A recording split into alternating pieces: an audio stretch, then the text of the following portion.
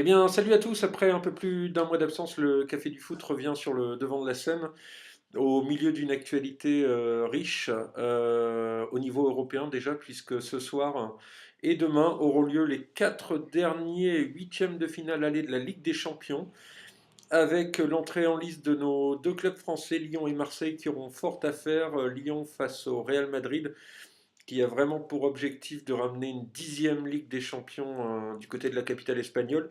Et puis demain, Marseille affrontera Manchester United, qui a une grande envie de disputer la Ligue, enfin la finale de cette Ligue des Champions qui aura lieu cette année en Angleterre, à Wembley, fin mai. Donc bon courage à nos deux clubs français qui peuvent prendre exemple sur les quatre premiers huitièmes de finale qui ont eu lieu la semaine dernière et qui ont vu les outsiders un peu prendre le dessus sur les favoris, puisque Tottenham s'est imposé sur la pelouse du Milan AC, le Shakhtar Donetsk s'est imposé sur la pelouse de l'AS Rome, pendant que Schalke 04 allait chercher un match nul du côté de Valence, et que Arsenal, outsider du choc des géants, a battu le FC Barcelone 2-1 avant un match retour que je vous conseille de ne pas rater dans 15 jours au Nou Camp.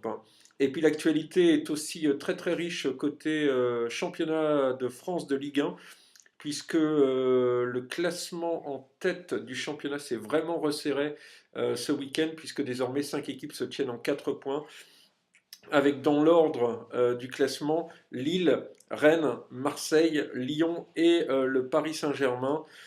Et aujourd'hui, on est à 14 journées du terme du championnat. Je pense que le titre va se jouer entre ces 5 équipes. Mais alors, vous dire laquelle sera championne, l'exercice est compliqué, d'autant plus que voilà le calendrier des chocs entre ces 5 équipes d'ici la fin du championnat. La liste est longue. Elle est de 9 confrontations que je vous donne tout de suite. Hop, vous la voyez là sur mon anti-sèche. On aura dès dimanche un LOSC Lyon qui sera suivi le dimanche suivant d'un Olympique de Marseille-Lille. 27e journée, Rennes recevra l'Olympique de Marseille. Au cours de la 28e journée, on aura une double confrontation Lyon-Rennes et le Classico Marseille-PSG. 31e journée, PSG-Lyon. 34e journée, Lyon-Marseille. 37e journée, PSG-Lille. Et la dernière journée du championnat sera peut-être décisive pour l'attribution du titre, qui sait, puisque Lille recevra le Stade Rennais. Donc vous le voyez, il reste beaucoup de points à distribuer, 42 en tout d'ici la fin du championnat. Et avec 9 confrontations directes entre les 5 premiers, le championnat est vraiment loin d'être joué. Donc je vous laisse à vos pronostics. Moi, ce n'est pas ce soir que je m'y risquerai, mais certainement un peu plus tard.